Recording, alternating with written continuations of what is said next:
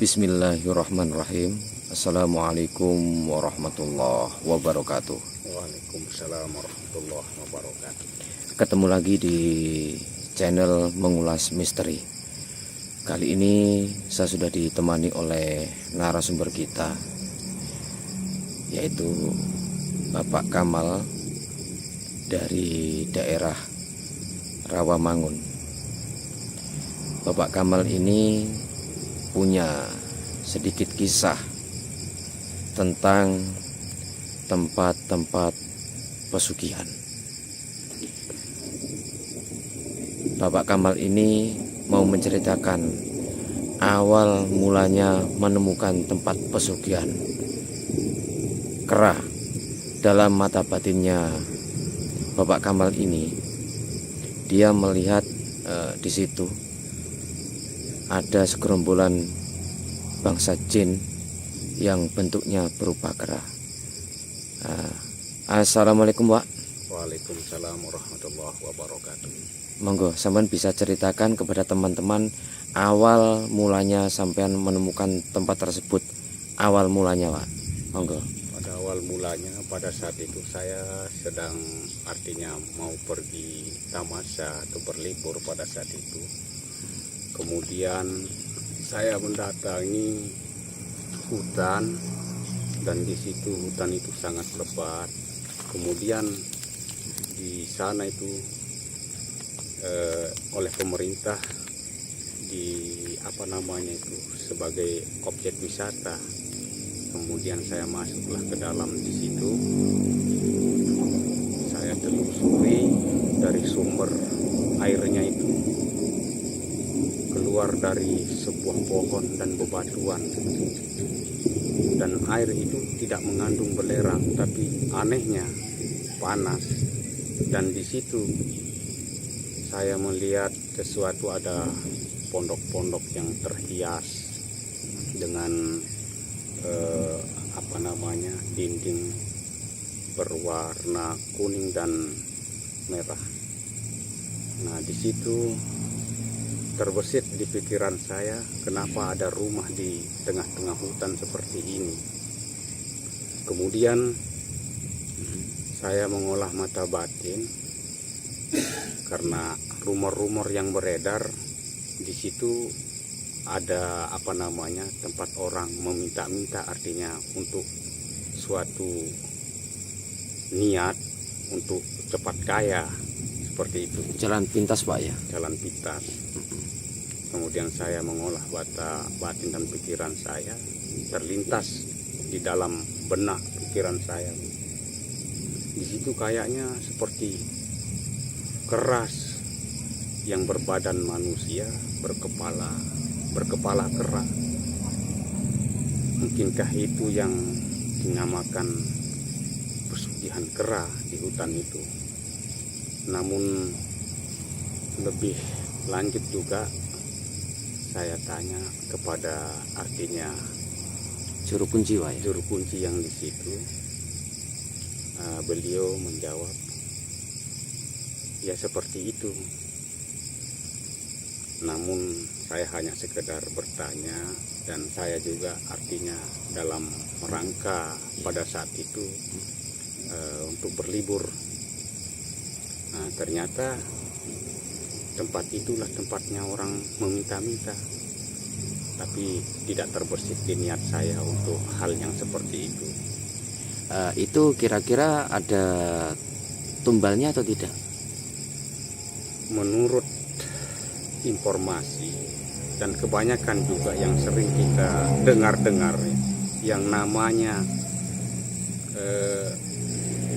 jalan pintas itu untuk meraih kesuksesan itu tentunya ada imbal baliknya. Ada imbal baliknya. Ada ya? imbal baliknya, tidak mulus-mulus. Oh ya, ketika sampean bertemu dengan juru kuncinya itu, syarat-syarat yang harus dilakukan itu membawa apa itu, Pak? Pada saat itu, kalau menurut beliau itu, kita hanya bawa syarat, yaitu seperti telur. Baru kita berikan kepada juru kunci tersebut, kemudian didoakan itu kita pulang. Menurut informasi dari juru kuncinya, jikalau ada nanti sesuatu yang datang melalui mimpi saudara, berarti saudara kembali lagi kemari, begitu. Oh, awal mulanya cuma suruh membawa telur itu tadi, Pak ya. Ya, Jodoh atau tidak di situnya, Pak ya. ya di situ bisa diketahui. Terus selain itu, Pak, selain sampai datang ke tempat tersebut, selesai mendapatkan informasi itu, sampai lanjut kemana itu, Pak? Saya langsung lanjut pulang kampung dalam perjalanan itu. Pulang kampung, Pak ya? Iya, pulang kampung. Artinya hanya sekedar penasaran dan menanyakan tentang kok tiba-tiba di tengah hutan kok ada rumah. Iya. Artinya disakralkan begitu. Itu banyak orang yang berkunjung di situ itu, Pak. Sepertinya banyak sekali kalau hari-hari libur itu kan, kalau di sana itu, dan tujuannya orang yang terutama ya datang berobat juga. Iya. Karena itu air kan artinya Untuk obat juga ya. untuk obat. Dan sebagian juga ada yang mempunyai hajat atau niat yang untuk lain-lain begitu. Iya, iya.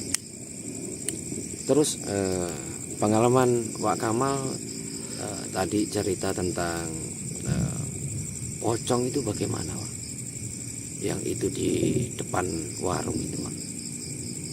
Oh, yang mana itu, Kang? Yang orang memakai pesugihan pocong itu.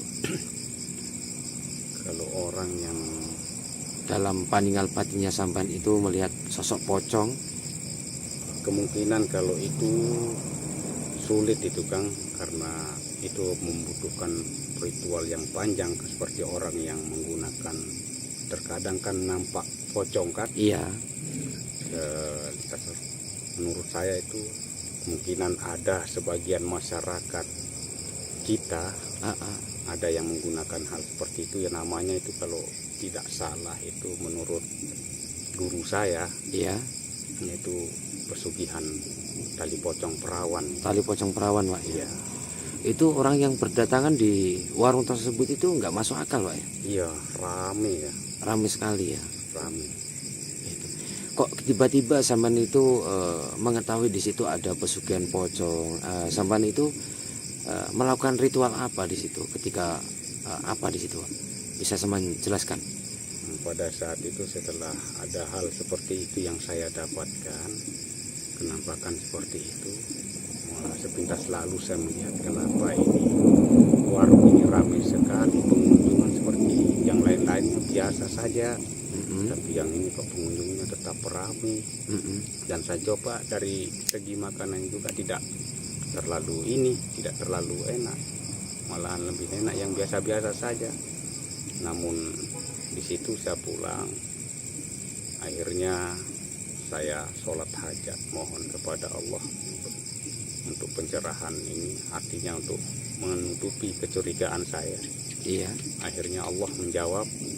Nah, di situ terbesit lagi dalam mimpi atau istikharah itu tadi, Iya. bahwa hal yang digunakan untuk hal seperti itu untuk meramaikan atau jalan pintas untuk orang yang menggunakan pelarisan atau apapun itu namanya. Nah, di situ tali pocong perawan, kan.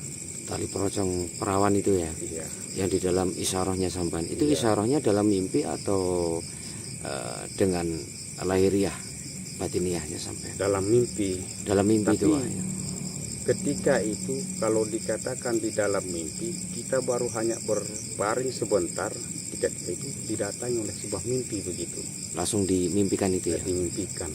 Itu kira-kira di situ dihuni oleh sosok jin berapa di situ, Pak?